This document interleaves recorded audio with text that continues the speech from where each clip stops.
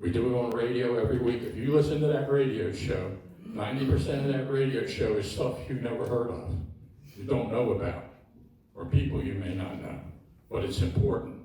It's the hour of power. I want you to keep in mind, we need radical change at the county government level. We need a new fire chief. We need a fire chief that has the ability to walk in and have their own command staff, irregardless of favor or politics. We need to get the model back to where we serve you 24/7, 365 every day. Thank you for your time.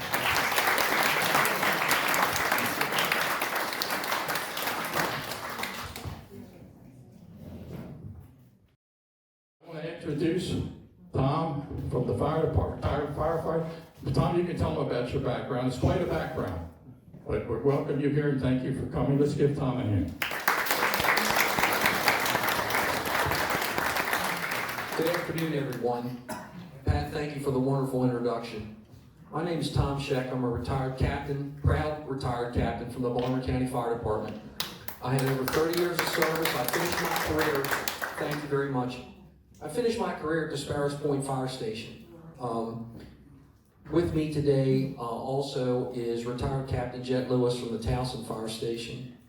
What I am going to do, hopefully, is impart some information to you today. I want to preface everything by saying I do not represent the fire department as a current employee, obviously. I do not represent the labor union. I am speaking as a retired fire officer and as a concerned retired member of our wonderful fire department. If you are a county resident, I want to bring you up to speed on some issues. Myself and retired Captain Lewis have been regular guests on Pat's show. We have also had guest appearances with Kim Klasick. And what we want to do in the next few minutes is give you an overview of where the issues are in your fire department. And remember, you pay the taxes, it's your fire department. So, that being said, the firefighters, paramedics, and emergency medical technicians that comprise the field operations, the street level work of the Baltimore County Fire Department are your frontline defense in fire and medical emergencies, rescues, and day-to-day emergencies. What they do on a daily basis only comprise a small component of the overall operations and administration of the fire department. They are your frontline first responders when you pick up the phone and dial 911. Given the nature and the unpredictability of emergency response, the physical and psychological toll taken on these folks is significant. National studies have proven time and again that employment in this service predisposes emergency services personnel to a higher incidence of job-related injuries and illnesses. Long-term effects of emergency incident activities include occupationally linked occurrence of cancer, heart disease, lung disease, and other permanent maladies. In essence, the job requires most individuals to seek retirement from service after 25 years. There's a few of us that made it past 30, thankfully. Historically, our fire department, through county enabling legislation, provided a fire department employee with the ability to retire with a regular or full service pension after 25 years of service, regardless of age.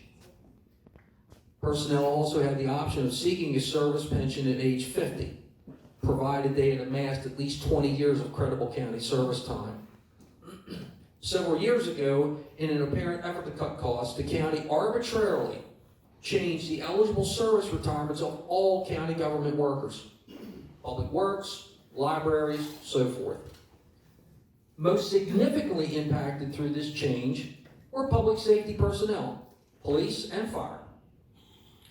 Fire department employees must now amass 30 years with no age restriction to receive a normal service pension.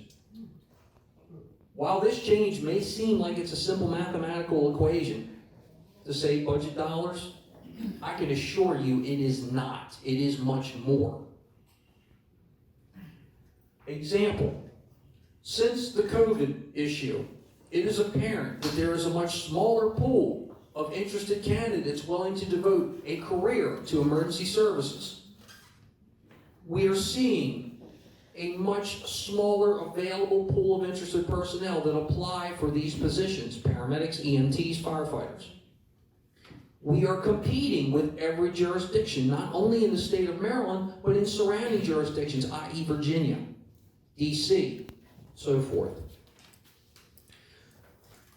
The mere fact that we now have a 30-year service pension and examples of Anne Arundel, Howard, Prince George's, and Frederick, our neighbors to the north, to the west, east, and south. They offer a much more desirable service pension. Puts Baltimore County down the list on the ability to recruit and retain quality individuals, the folks that have come to you in your time of need. More specifically, Baltimore County has historically utilized what we call a service delivery model for provision of emergency medical services, or EMS, through a staffing matrix where every transport unit, the medic unit, the ambulances you see in your communities, we're guaranteed a minimum staffing of a paramedic and an EMT.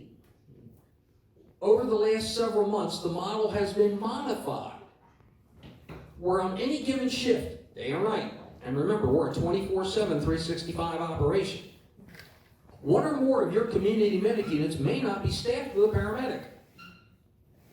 This is significant. As Pat reiterated very early on today, we have the second largest senior population outside of the state of Florida. Let that sink in. The second largest senior population in the country.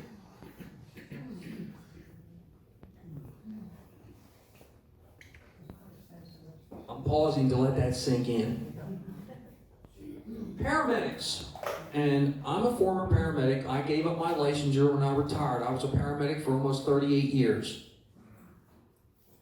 A paramedic goes through extensive training, both in a college classroom setting and in multiple hospitals, such as Hopkins, University, Union Memorial, Sinai. Thousands of hours are dedicated to the initial training and licensure of a Maryland paramedic. EMTs are highly trained individuals, emergency medical technicians. However, they do not attain the level of advanced care, the ability to provide that advanced care to you, the citizens. This is not to knock those folks. They are highly trained at their level of licensure. They are very proficient and very caring in what they do, but they cannot treat you to the level that a paramedic can. So if you suffer a stroke, a cardiac arrest, if you're involved in major trauma and a motor vehicle collision, you want that paramedic there. When you pick up that phone and you dial 911, you want that paramedic there. On several occasions, over the last several months, the staffing reports that come out on a daily basis from the fire department vary in the level of staffing on each community ambulance. At several points, we've had as many as 10 across the county have not been staffed to a paramedic level. 10 at one time. When confronted with this potential public safety crisis, the administration of the fire department falls back on a mantra they cite: the availability of an EMS district supervisor. We have multiple levels of quality assurance, or the ability to ensure that you, the citizen, get quality, consistent care when you pick up that phone and dial 911. So certain calls require the additional dispatch of what we call the EMS district supervisor or EMS lieutenant. They respond in a non-transport Chevrolet Suburban. They arrive either before or shortly after, maybe at the same time as the community ambulance. They are there to provide assistance in the form of a second ALS provider, advanced life support or paramedic provider, or they are simply there to make sure that the standards of care that the state of Maryland and Baltimore County have adopted as statute are carried out consistently with each and every patient in mind. And I can tell you, as being a former EMS district supervisor and the EMS shift commander for the county, I can tell you that model worked very, very well. Now, that we're back to what we call the basic life support, the EMTs staffing those units. And again, please be assured, if you have an ambulance that pulls up at your residence with 2 EMTs, you're going to get the best care that you could possibly get, but only to their level of certification. The reality is, we have 8 EMS district supervisors that cover this county. 2 captains and 6 lieutenants per shift. They have a heavy response load. The average run total for each one of those cars is between 26 and 3,000 calls a year. These folks have additional duties in over and above what they do in chasing an ambulance. We'll call it to be very simplistic. They have to monitor the patient care reports that are generated by the medic unit crews. They have to work with the hospitals to make sure that the ambulances that are backed up trying to unload patients at a hospital, that we get them off in a timely fashion so we can get those units back in service and cover the additional calls for you. Sometimes we have ambulances that may have to sit in a hospital 1 to 2 hours minimum to offload a patient because of the log jams that we now have in the hospitals. That's not a new, that's an issue that has really popped up since COVID. Over the last several years, the fire department has embarked on a mission to address the ever-increasing demand on EMS by placing an additional EMS transport unit or ambulance in many communities. However, this program often sees one or both EMS transport units at a particular station downgraded to only a basic life support or EMT level. Cases in point: Essex, Towson, Westview, and Pikesville, where on more than one occasion, both assigned units to that station did not have a paramedic. What is worse, there at the same time were no paramedics in several instances staffing the units in Middle River, Back River Neck, Fullerton, Edgemere, and Eastview. Given the demographics, and I'm sure you all know what the demographics of Baltimore County are, this presents a healthcare delivery crisis. I present these stark scenarios so that you are aware of the issues surrounding the provision of emergency service to you, the citizens.